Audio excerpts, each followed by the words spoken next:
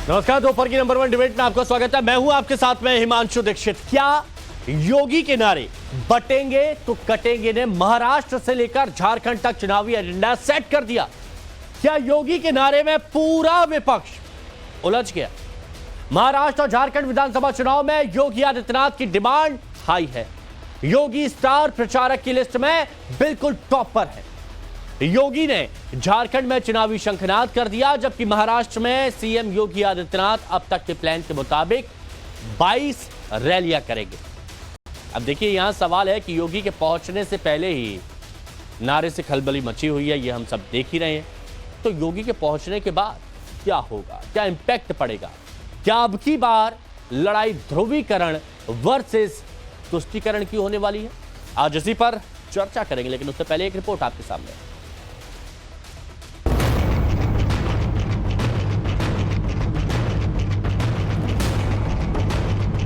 बटेंगे तो कटेंगे, एक रहेंगे तो नेक रहेंगे। उत्तर प्रदेश से लेकर महाराष्ट्र तक, हरियाणा से लेकर झारखंड तक एक ही पोस्टर, एक ही नारा सुपरहिट हो रहा है। वो है उत्तर प्रदेश के सीएम योगी आदित्यनाथ का नारा, बटोगे तो कटोगे, एक रहोगे तो नेक रहोगे।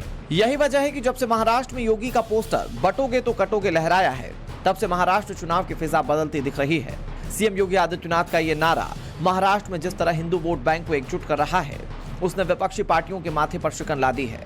ऐसा लग रहा है कि उत्तर प्रदेश से लेकर महाराष्ट्र तक पूरा विपक्ष योगी के इस नारे के जाल में फंस गया है। विपक्ष अपना एजेंडा सेट करने की बजाय योगी के नारे पर उलझा हुआ है।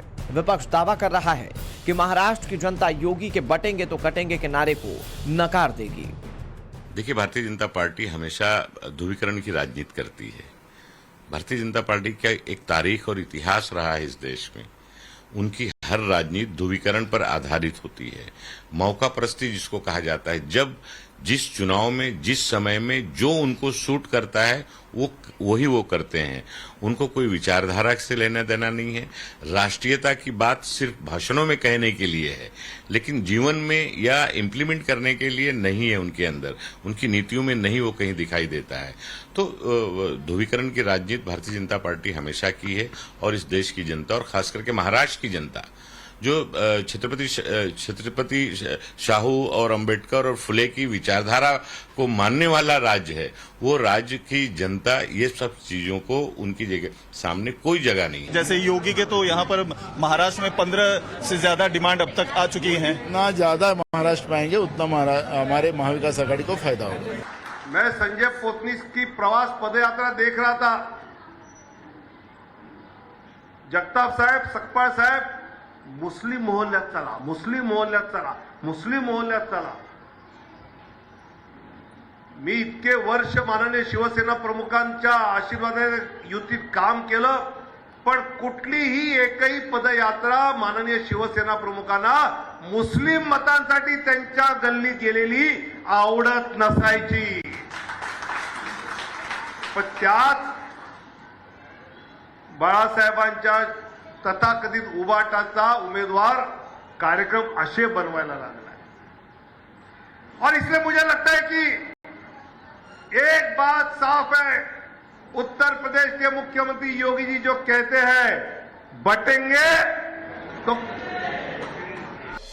विपक्ष जो भी दावा कर रहा हो, लेकिन महाराष्ट्र चुनाव में महायुति के लिए वोट मांगने के लिए सबसे ज्यादा डिमांड योगी आदित्यनाथ की ही हो रही है। कहा जा रहा है कि महाराष्ट्र चुनाव में योगी फैक्टर एमवीए का गणित बिगाड़ सकता है। इसी परसेप्शन के साथ महाराष्ट्र में योगी आदित्यनाथ की रैलियों की डिमांड बढ़ती जा रही है। महाराष्ट्र बीजेपी के नेताओं की रैलियों की बात छोड़ दें तो बीजेपी के टॉप स्टार प्रचारकों में महाराष्ट्र में सीएम योगी आदित्यनाथ की सबसे ज्यादा रैलियां हैं। अभी तक के तय प्लान के मुताबिक पीएम मोदी महाराष्ट्र में 11 रैलियां करेंगे, जबकि बीजेपी के राष्ट्रीय अध्यक्ष जेपी नड्डा 13, केंद्रीय गृह मंत्री और बीजेपी के चाणक्य कहे जाने वाले अमित शाह 20 और सीएम योगी आदित्यनाथ के जिम्मे 22 चुनावी रैलियां हैं। ऐसे में अटकलें जोर पकड़ रही हैं कि योगी फैक्टर अब महाराष्ट्र के चुनावी नतीजों में हरियाणा की झलक दिखलाने वाला है। हरियाणा में जीत का श्रेय बीजेपी के फायर ब्रांड प्रचारक सीएम योगी आदित्यनाथ को दिया गया, जिसमें हरियाणा की रैली में उन्होंने ये नारा दिया था, बटोगे तो कटोगे। महाराष्ट्र का चुनाव भी उसी रास्ते पर जाता दिख रहा है और योगी की हाई होती डिमांड इस पर मुहर लगा रही है। योगी की रैलियों का स्ट्राइक रेट देखें तो हरियाणा विधानसभा चुनाव में योगी ने 14 रैलियां की। इन रैलियों में 21 सीटें कवर हुई और बीजेपी को 14 सीटों पर जीत हासिल हुई, यानी योगी का स्ट्राइक रेट 67% रहा। वहीं जम्मू कश्मीर में योगी आदित्यनाथ ने 4 रैलियां की, जिसमें 11 सीटें कवर हुई और बीजेपी को इसमें 10 सीटों पर जीत मिली। योगी का स्ट्राइक रेट 90% रहा। उत्तर प्रदेश में समाजवादी पार्टी योगी के नारे बटेंगे तो कटेंगे के फेर में फंस गई है। योगी के नारे के बाद समाजवादी पार्टी लगातार नए पोस्टर लगा रही है, नए नारे दे रही है। अखिलेश को समझ नहीं आ रहा है कि योगी के नारे की काट क्या हो। दूसरी तरफ पूरा विपक्ष मुस्लिम वोट को एकजुट करने में लगा हुआ है। ऐसे में सवाल यह है कि क्या उत्तर प्रदेश से महाराष्ट्र तक और योगी का नारा सुपरहिट है? क्या महाराष्ट्र और झारखंड विधानसभा चुनाव का एजेंडा मोदी ने सेट कर दिया है? सबसे बड़ा सवाल यह कि क्या महाराष्ट्र और झारखंड में योगी कमल खिलाकर ही दम लेंगे? Bureau report, times now, Navbharat.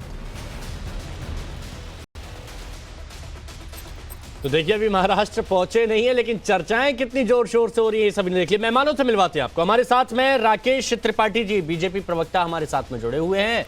Krishna Hegde जी, प्रवक्ता शिवसेना शिंदे गुट से हमारे साथ में है। नीलू रंजन जी, वरिष्ठ पत्रकार, हमारे साथ में हैं। हमारे साथ में अजय वर्मा जी, कांग्रेस की तरफ से हैं। हमारे साथ में अतीकुर रहमान साहब, इस्लामिक स्कॉलर हैं। और शिवसेना उद्धव ठाकरे गुट से भी हमारे साथ में जल्दी ही संजय गुप्ता जी भी जुड़ेंगे। आप सभी का बहुत बहुत स्वागत है। आज मैं पॉलिटिकल कमेंट पहले नहीं लूंगा, मैं बात करूंगा यहां पर नीलू रंजन जी से। नीलू जी, सीधा सिंपल सवाल, महाराष्ट्र दौरे पर अभी पहुंचे नहीं है योगी आदित्यनाथ, लेकिन अभी से इतनी ज्यादा चर्चा हो रही है। बाकी राज्यों में भी चर्चा हुई, लेकिन महाराष्ट्र में तो इतने पोस्टर अभी से लगाए जा रहे हैं, अभी बयान आ रहे हैं कांग्रेस से, उद्धव गुट से, शिवसेना गुट से। क्या होने क्या वाला है? क्या कहता है विश्लेषण आपका? नहीं, देखिए, महाराष्ट्र में तो बिल्कुल हिंदुत्व वाला जो मुद्दा है वो अहम रहेगा और चुनाव की घोषणा के पहले ही वहां कटेंगे तो बटेंगे पोस्टर लगने शुरू हो गए थे। और अगर हिंदुत्व की बात करेंगे तो वहां बाला साहब ठाकरे जो हैं वहां आइकन रहे हैं कि हिंदुओं की राजनीति वो करते रहे हैं। और एक मात्र वही नेता थे जिन्होंने कहा था कि हाँ, हमने बाबरी मस्जिद तोड़ी है और जिसको सजा देनी है दे लो। हाँ। तो वहां की जो भूमि है, हिंदुत्व के जो एकजुटता है, जो उस मुद्दे हैं, उसमें काफी पहले से चलता रहा है और बाला साहब ठाकरे उसके चेहरे रहे हैं। अच्छा, अब बाला साहब ठाकरे नहीं है, उनके बेटे उद्धव ठाकरे थोड़ा सेकुलर ग्रुप में चले गए हैं। शिंदे वो जो है हिंदुत्व वोट को एकजुट शिवसेना के नाम पे करने की कोशिश कर रहे हैं, लेकिन एक जो फेस चाहिए ना, जिस फेस के चारों तरफ हिंदू वोट एकजुट हो सके, और मुझे लगता है कि योगी आदित्यनाथ जो है वो फेस बनेंगे। और नारा ही नहीं है, दरअसल ग्राउंड पे जाएंगे तो आरएसएस का जो अभी जो मथुरा में जो बैठक हुई थी, उसके बाद दत्तात्रेय होसबले जो नंबर 2 है, उन्होंने जो कहा था कि भाई ये तो हम शुरू से कह रहे हैं हिंदुओं के होने की बात। अच्छा, तो वो जो जमीन पे जो घूम घूम के, जैसे हरियाणा आप देखेंगे कि बाहर तो कटेंगे बटेंगे का चुनावी नारा है और नीचे संघ का जो है वो छोटी बैठकें हैं टोलियों में। और 1,16,000 बैठकें हुई थी। ऐसे ही बैठ के वहां जो है हिंदुओं को जागृत करने का, एकजुट करने का संघ ने उठाया है और फिर लोग वहां जमीन पे लगे। मतलब फायदा होगा, आप ये मान रहे हैं कि योगी आदित्यनाथ से बीजेपी को? निश्चित रूप से इसमें कहीं कोई बात ओके, ये आपका विश्लेषण हो गया। अब अजय वर्मा जी, मुझे ये बात बताइएगा। काम के बाद ये बड़ा नारा है मतलब हिंदुत्व के लिए। अच्छा, ठीक है। अब अजय वर्मा जी एक बात बताइएगा, नीलू रंजन जी वो ये बात कह रहे हैं, वरिष्ठ पत्रकार हैं और हमने ये देखा भी है। देखिए, महाराष्ट्र में हिंदुत्व मुद्दे का इतिहास बहुत पहले से रहा है। बाला साहेब ठाकरे खुलकर बोलते थे, लेकिन आज बहुत सारी परिस्थितियां अलग नजर आ रही है। अब जब सीएम योगी आदित्यनाथ बटेंगे तो कटेंगे का मुद्दा लेकर पहुंच रहे हैं, उससे पहले ही उसकी चर्चा हो रही है, तो क्या इसका इंपैक्ट से आपको नुकसान नहीं होगा? देखिए हिमांशु जी, हर पार्टी की अपनी एक रणनीति होती है। हाँ। भारतीय जनता पार्टी और इसके प्रचारकों की, जो भी इनके प्रचारक हैं, चाहे वो देश बांटने वाले हों, काटने वाले हों, जोड़ने वाले हों, तोड़ने वाले हों, हिंदू मुस्लिम करने वाले हों, मंदिर मस्जिद करने वाले हों, उनको स्वतंत्रता है। भारत का संविधान उन्हें स्वतंत्रता देता है। हाँ, उनके पास डबल बेनिफिट है कि सरकार में है वो, और सरकार में तो उनके लिए सब जायज और नाजायज बराबर होता है। पूरे देश में मैसेज है, पूरे संसार में मैसेज है। तो अपनी रणनीति बना रहे, बनाने दीजिए। लेकिन हमारी पार्टी में हम लोग मुद्दों की लड़ाई लड़ रहे हैं। कोई फर्क इसका इसलिए नहीं पड़ने वाला क्योंकि एक एजेंडा और एक प्रोपोगंडा और इनकी एक आईटी सेल उसको पूरी तरह से प्रायोजित और प्रचारित इवेंट बना के कर रही है कि इसे बढ़ाइए बढ़ाइए बढ़ाइए। लेकिन भारत एक जो है लोकतांत्रिक देश है और यहाँ सबको समानता का अधिकार भारत का संविधान देता है, हिंदू मुस्लिम सिख ईसाई बौद्ध पारसी। ऐसा नहीं है। महाराष्ट्र में जो बिहार के लोग हैं, छठ में बताइए प्रधानमंत्री जी ने 23,000 रुपए अपने मित्रों से कह के टिकट बढ़वा दिया। दुबई का टिकट 12,000 रुपए का है और छठ का टिकट बिहार जाने के लिए पटना का 23,000 का है। बिहार में अगर ऐसी कौन सी चीज थी कि अगर बिहार में 20 साल से शासन सरकार करे, तो महाराष्ट्र के लोगों में ये मैसेज है कि 20 साल से बीजेपी के लोगों का शासन हो रहा है, ऐसे ही हाल यहाँ हो जाएगा। मेरा सवाल ये था कि महाराष्ट्र में हिंदुत्व का मुद्दा बहुत पहले से उठता रहा है। योगी आदित्यनाथ वही मुद्दा उठा रहे हैं, बीजेपी और महायुति वही मुद्दा उठा रहे हैं। एक बार फिर से वो मुद्दा उठेगा तो आपको दिक्कत नहीं होगी? अच्छा, अब नहीं देखिए, उस हिंदुत्व में इस हिंदुत्व में फर्क है। ये नकली हिंदुत्व है, ये बांटने काटने वाला हिंदुत्व है, वो जोड़ने वाला हिंदुत्व था। तो जो जोड़ने वाला हिंदुत्व होता है, चिपकाने वाला हिंदुत्व होता है, प्यार का हिंदुत्व होता है, अपनेपन का हिंदुत्व होता है, गांधी जी का हिंदुत्व होता है, महात्मा गांधी का हिंदुत्व होता है, भगवान का हिंदुत्व होता है, बाला साहेब का हिंदुत्व होता है। बाला साहेब का नाम भूल गए आप? रावण का हिंदुत्व फैला, बाला साहेब का नाम भूल गए? ये लोग बाला साहब, ये जो लोग कर रहे हैं, अरे मैं बता रहा हूं सर, वो भी बताऊंगा। ये जो लोग कर रहे हैं वो बाला साहब उस वक्त जो करते थे राजनीति, तो ये प्रोपोगंडिस्टी ने बहकाते थे। आज उद्धव जी हमारे साथ हैं, बाला साहब हमारे साथ हैं, उनकी विचारधारा हमारे साथ है, उनकी नीति। तो बाला साहेब की विचारधारा आप आगे बढ़ा रहे हैं। 1980 और 90 में और अरे भाई साहब, आज 2024 में देखिए, राजनीति में लब में और बार में सब चीज संभव है। स्थायी कोई चीज नहीं है। स्थायी, हाँ, नरेंद्र मोदी जी और भाजपा ये सोच रहे हो कि ये स्थायी है तो ये गलतफहमी इनकी दूर हो जाएगी। डर के मारे 13 तारीख के चुनावों को उठा के 20 तारीख मैं कहां आपसे कुछ पूछ रहा था, आप कहां पर बार-बार ट्रैक बदल देते हैं। आप सबको आप ट्रैक बदल देते हैं, आप ट्रैक बदल देते हैं। मैंने आपसे सीधा ये पूछा था कि बाला साहेब ठाकरे जिस तरह से हिंदुत्व का मुद्दा उठाते थे, लेकिन अब शिवसेना उद्धव गुट एक अलग तरीके से रणनीति अपना रहे हैं, एक अलग तरीके से बात कर रहे हैं, मुस्लिम बस्तियों में भी जा रहे हैं। देखिए तो उसका इंपैक्ट मैं आपसे पूछ रहा हूं। हिमांशु जी, हाँ मैं वही बता रहा हूं, हिमांशु जी, देश में चुनाव जीतने का एक मुद्दा नहीं होता। उसमें से एक, मानो अगर हमारे 20 रणनीति हैं तो उसमें से एक मुद्दा ये भी है। हमारे गठबंधन के 3 मेन उद्देश्य हैं और 3 लोग मेन हैं, हमारे पवार साहब, ठाकरे साहब और कांग्रेस के नेता। हम लोग ये चाहते हैं कि अपनी अपनी रणनीति से किस तरह से 2/3 बहुमत हमें मिल रहा है। अपनी रणनीति से एक रणनीति नहीं है सबकी। अच्छा ठीक है, कोई फर्क नहीं। ओके, राकेश त्रिपाठी जी, देखिए अभी नसीम खान साहब कांग्रेस के नेता, नाना पटोले कह रहे हैं कि योगी आदित्यनाथ जहां जहां जाएंगे, भाषा बोलते हैं, जितना ज्यादा वो महाराष्ट्र में आएंगे उतना हमारे महाविकास आघाड़ी को फायदा होगा।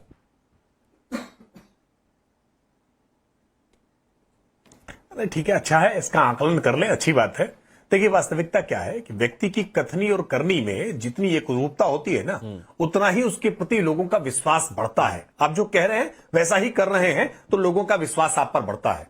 उत्तर प्रदेश के मुख्यमंत्री योगी आदित्यनाथ जी जो कहते हैं वो निश्चित तौर पर 100% पूरा करते हैं और इसलिए जनता के बीच में आज उनका विश्वास है। वो एक धारदार प्रवक्ता हैं, प्रवाह के साथ बोलते हैं और कमिटमेंट के साथ बोलते हैं और जो कहते हैं वो करके दिखाते हैं। ये उत्तर प्रदेश की शासन व्यवस्था चलाते समय उन्होंने करके दिखाया है। बड़े बड़े माफिया जिनके नाम से लोग थर्राया करते थे, बिल में दुबक जाया करते थे, उन माफियाओं को इहलोक से परलोक तक की यात्रा कराई है और बाकी माफिया बिल में दुबक करके डर के बैठ गए हैं। ये इकबाल स्थापित करने का काम योगी आदित्यनाथ जी ने किया है। आज अलग अलग तमाम उनकी योजनाओं से, उनके कामों से आज देश भर में अलग अलग राज्यों ने सबक लिए हैं, उनसे सीखा है और आज चर्चा योगी आदित्यनाथ जी के मॉडल की आज पूरी दुनिया भर में हो रही है। मैं देख रहा था कि अभी पवन कल्याण जी भी उनके कानून व्यवस्था को लेकर के चर्चा कर रहे थे, उप मुख्यमंत्री, और ये बात का आग्रह कर रहे थे कि कानून व्यवस्था उत्तर प्रदेश से सीखनी चाहिए। मुझे लगता है इसको लेकर के जनता के बीच में एक बेहद आकर्षण है योगी आदित्यनाथ जी को देखने के लिए, योगी आदित्यनाथ जी को सुनने के लिए, और इसीलिए आज भारतीय जनता पार्टी के सबसे अच्छे स्टार प्रचारक के रूप में नहीं, लेकिन राकेश जी डिमांड हो रही है। राकेश जी, महाविकास आघाड़ी ये कह रही है कि ये जो बार बार कर रही है, हाँ राकेश जी, महाविकास आघाड़ी, कांग्रेस, शिंदे गुट, ये सब ये कह रहे हैं कि जो आप बार बार बांटने की बात करते हैं ना, ये महाराष्ट्र में बिल्कुल नहीं चलेगा, बिल्कुल इग्नोर कर दिया जाएगा। रोज बोलो। नहीं, बांटने की बात कौन कर रहा है? अब देखिए ये कितना बड़ा झूठ फैलाने का प्रयास किया जाता है। मुख्यमंत्री योगी आदित्यनाथ जी का बयान है कि बंटोगे तो कटोगे, एक रहोगे तो नेक रहोगे। यानी स्पष्ट है कि ये बयान जोड़ने के लिए है, किसी तरह का बंटवारा न होने पाए इसके लिए है। आपने विपक्ष के सभी नेताओं को सुना होगा, उत्तर प्रदेश में आपने विपक्ष के सभी नेताओं को सुना होगा। राकेश त्रिपाठी जी, उनका ये कहना होता है, कांग्रेस, सुनिए ना राकेश जी, विपक्ष के सभी नेताओं का ये कहना होता है कि बांटने और काटने की बात करने वाले।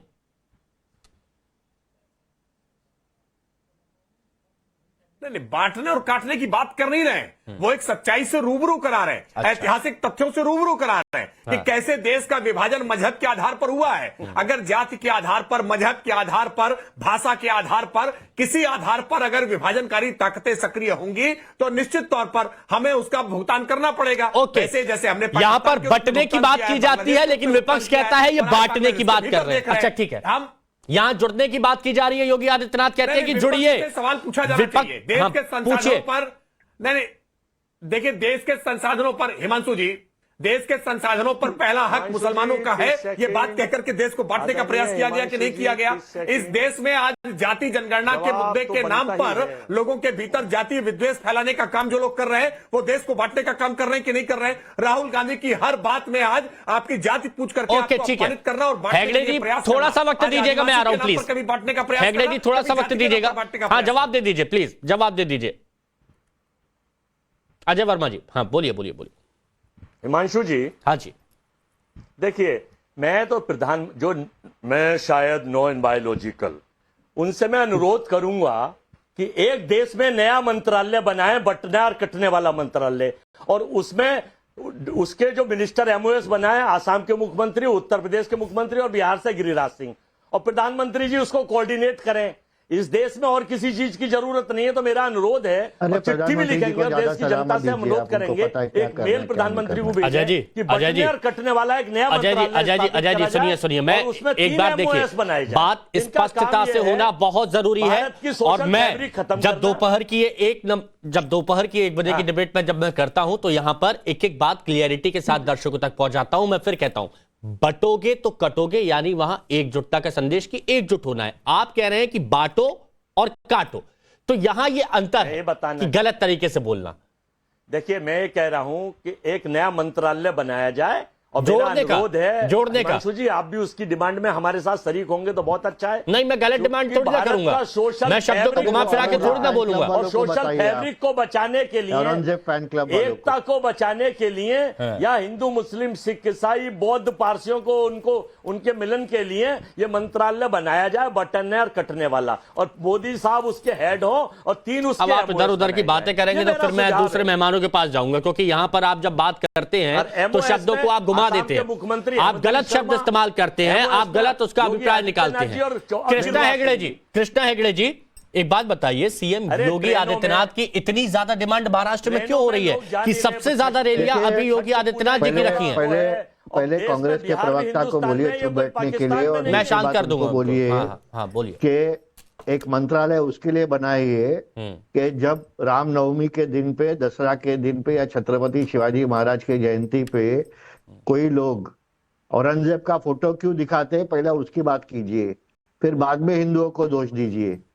दूसरी बात यह है कि मैं कोई तुष्टीकरण की राजनीति करने में या कोई देश को या समाज को विभाजन करने की बात नहीं कर रहा हूं, लेकिन आपने जो बात कही हिंदुत्व के बारे में और बाला साहेब ठाकरे जी के बारे में, तो मैं इतिहास का एक पन्ना खोलना चाहता हूं। 1987 में जब पहला हिंदुत्व का केस मेरे परिवार के ही सदस्य पे लगा था, और वो हिंदुत्व के इलेक्शन में मेरे परिवार के सदस्य डिबार हो गए थे 6 साल के लिए और 10 साल के लिए, जिसमें बाला साहेब ठाकरे जी भी डिबार हो गए थे। तो कांग्रेस वाले हिंदुत्व का सीख जरा मुझे देना बंद कर दीजिए।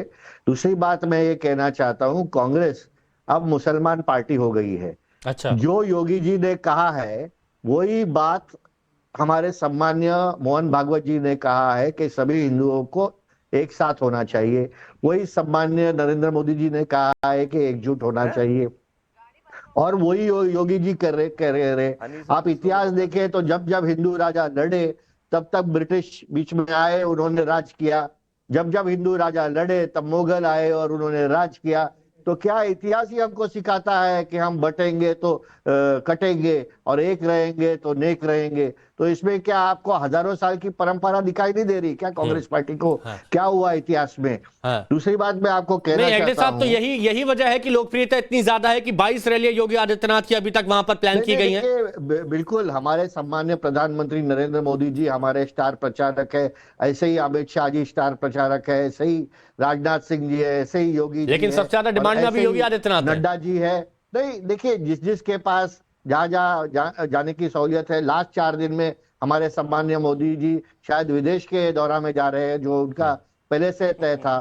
तो लेकिन सम्मान्य मोदी जी का 11 रैली भी ठीक है, अच्छा ही है, और इसी तरह नड्डा जी, अमित शाह जी, राजनाथ सिंह जी का भी रैली ठीक है। अच्छा, ठीक है, लेकिन सबसे ज्यादा डिमांड में इस वक्त योगी आदित्यनाथ, और इतना ही नहीं, पक्ष में ही नहीं, विपक्ष में भी योगी जी तो स्टार प्रचारक है। ठीक है, अतीकुर रहमान साहब, योगी जी नहीं है स्टार। अतीकुर रहमान साहब, आपका विश्लेषण क्या कहता है? योगी आदित्यनाथ की तरफ से एक गूंज निकली, एक नारा निकला, अलग अलग राज्यों में वो पहुंचा, वो जम्मू कश्मीर में देखा गया, फिर उसके बाद हरियाणा में भी देखा गया, वहां पर असर भी करता हुआ नजर आया। तो क्या जो योगी आदित्यनाथ ने कहा उसी को विपक्ष इतना ज्यादा फॉलो करने लगा है कि विपक्ष अपने मुद्दों को भूल गया है कि उन्हें क्या करना है, वो एक नारे के पीछे दौड़ने लगा है? हिमांशु जी, थोड़ा सा वक्त चाहूंगा। बिल्कुल सर। हर पार्टी को देखिए इख्तियार है कि वो अपने पैरों पर कुल्हाड़ी मारे, और शायद बीजेपी भूल गई कि प्रधानमंत्री ने जो वक्तव्य कहे थे घुसपैठिया को लेकर और ज्यादा बच्चे पैदा करने वालों को लेकर, वो पैरों पर कुल्हाड़ी मारने के जैसा ही साबित हुआ था, और बड़ी पछाड़ विचारों को झेलना पड़ी लोकसभा इलेक्शन के अंदर। सही उनकी है, और दावे के साथ मैं कह सकता हूं, और मुझे बड़ी खुशी हुई है जानकर कि योगी आदित्यनाथ जी को इतना वेलकम किया जा रहा है महाराष्ट्र में बीजेपी के द्वारा। मारिए कुल्हाड़ी अपने पैरों पर। महाराष्ट्र के लोग ये चाटुकारिता में यकीन नहीं रखते हैं हिमांशु जी।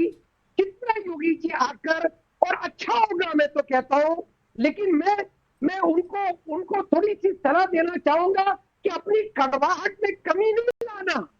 जो बंगाल के अंदर जो कड़वाहट उन्होंने फैलाई थी, और जो झारखंड में आज जो जहर बो रहे हैं, वही जहरीली जबान लेकर आना, नरमी नहीं लाना योगी जी, और अपने पैरों पर कुल्हाड़ी मार कर जाना, पूरी हार। तो ये कुल्हाड़ी हरियाणा में क्यों नहीं पड़ी अतीकुर रहमान जी?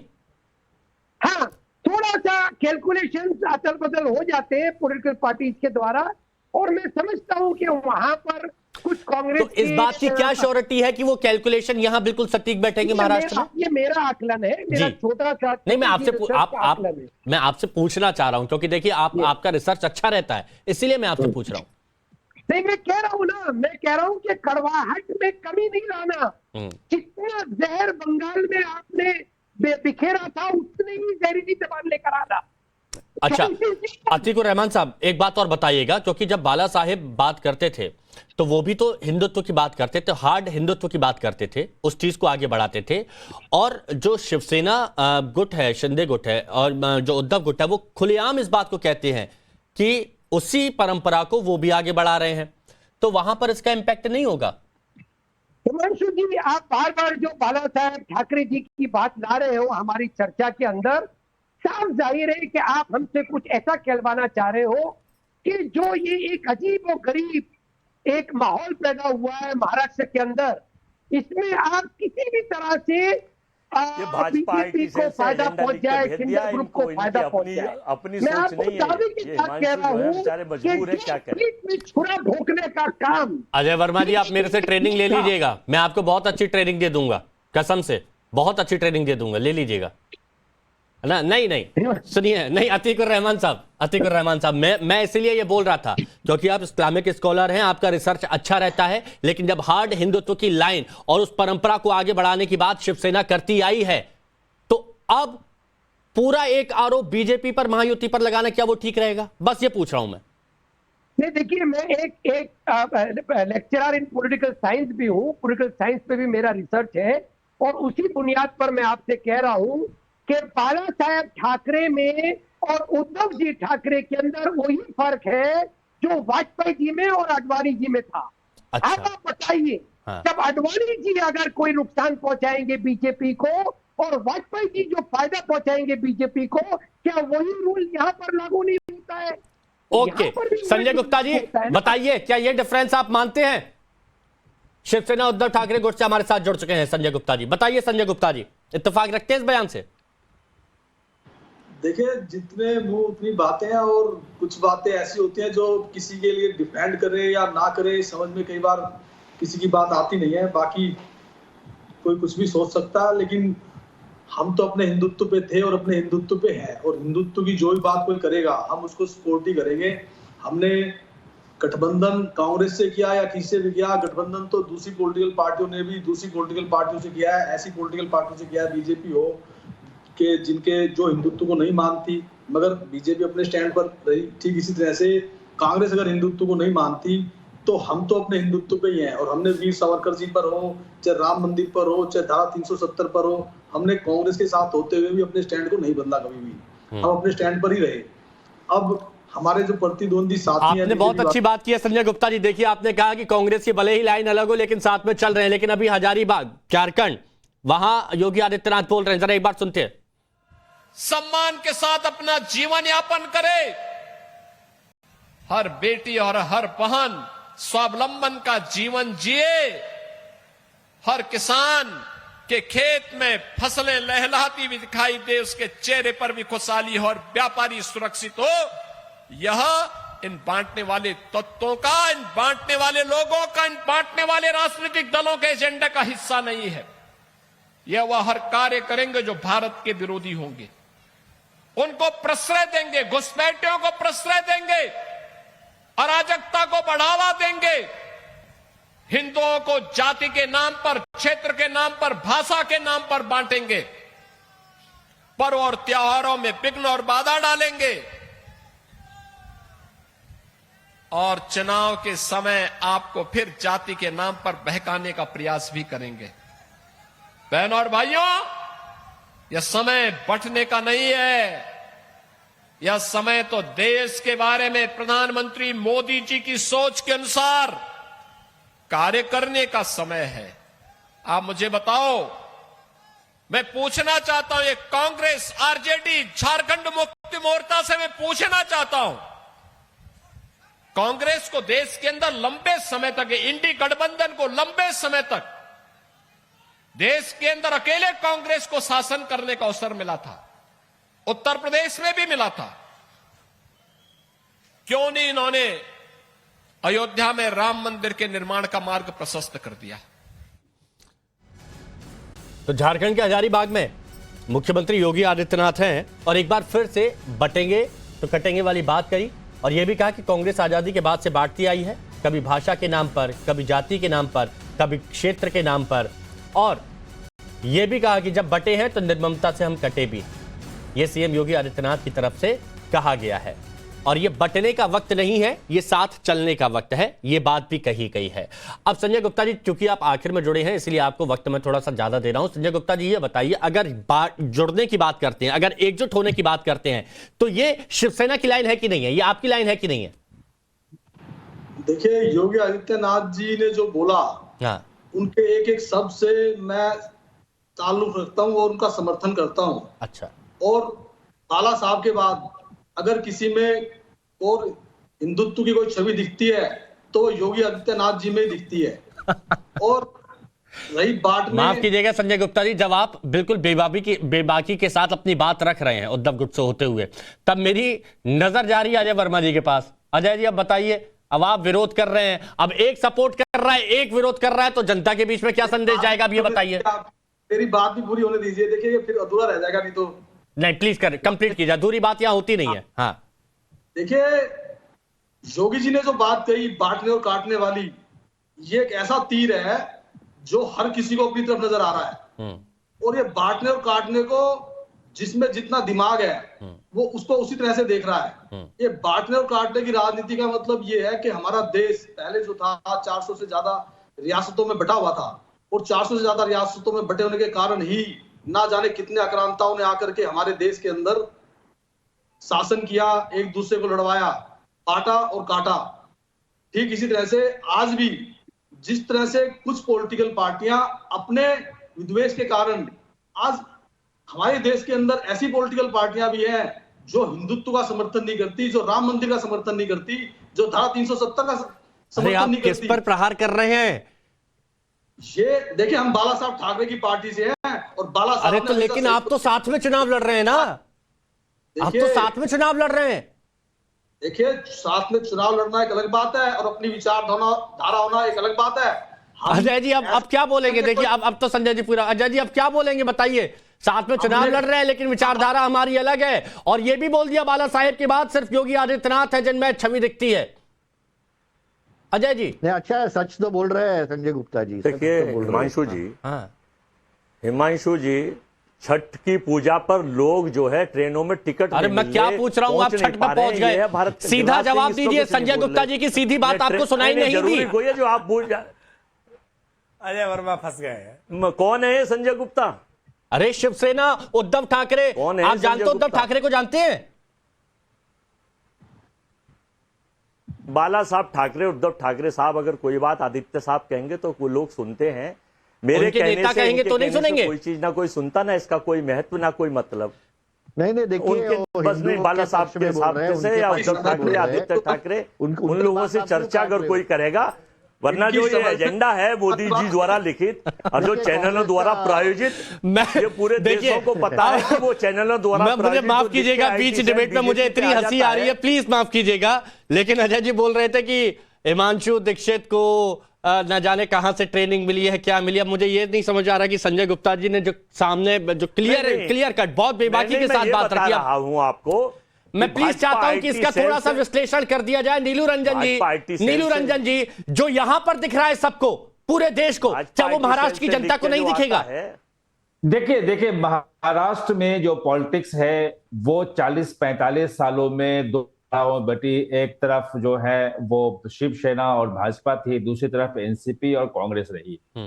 और जो पिछले 4-5 साल जो इसको बिल्कुल एक खिचड़ी बना दिया गया कि भाई शिवसेना 2 भाग में हो गई, एनसीपी 2 भाग में हो गई, कोई इधर गया कोई उधर गया, तो ये नेता आपस में टूट रहे हैं। जनता जो है वो वहां पे 2 धाराओं के बीच में ही रहेगी। एक हिंदुत्व की धारा है जो शिवसेना भाजपा की है, और दूसरी एनसीपी कांग्रेस की।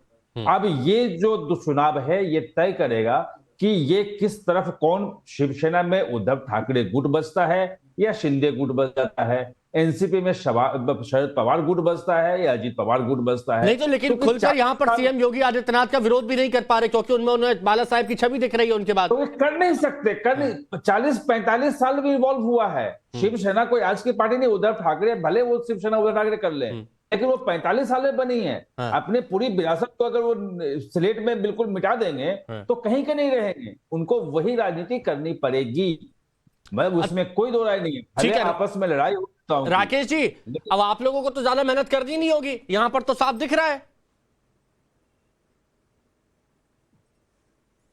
तो अजय वर्मा और संजय गुप्ता के बीच की जुगलबंदी जिस तरह की है ना, वही दृश्य अपने आप में आपको महाराष्ट्र में हर विधानसभा क्षेत्र में दिखाई पड़ेगा, क्योंकि कोई विचारधारा की साम्यता नहीं है।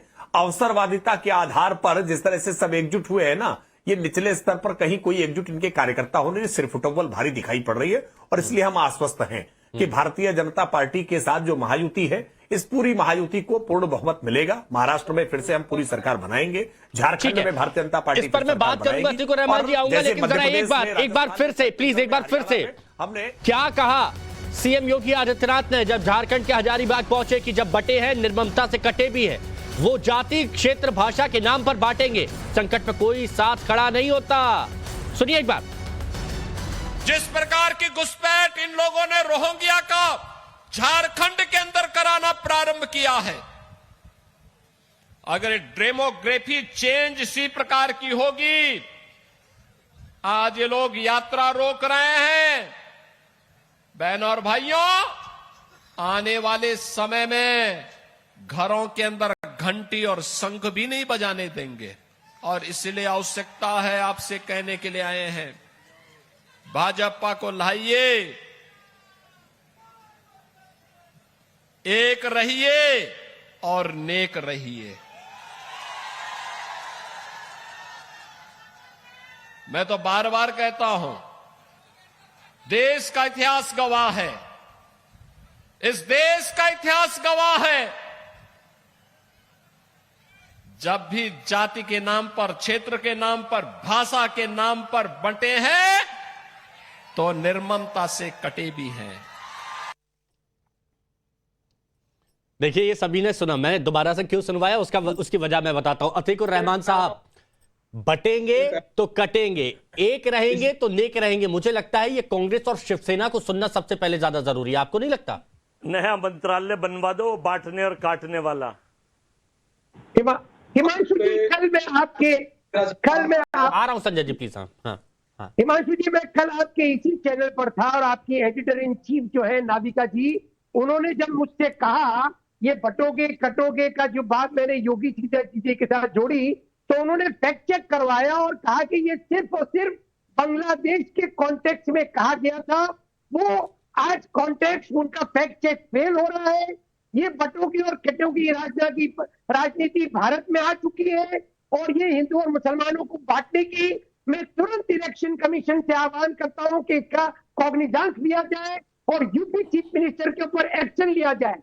दो गुटों को बांटने और काटने की बात तभी एक चीफ मिनिस्टर कह सकता है जब उसको अपने सिक्योरिटी फोर्सेस पे भरोसा नहीं हो, अपने पुलिस पे भरोसा नहीं हो। अतीकुर रहमान साहब, मेरे को एक बात बताइए, क्या ये शिवसेना और कांग्रेस को नहीं समझना होगा कि एक रहेंगे तो एक रहेंगे, आपस में ही बटे हैं?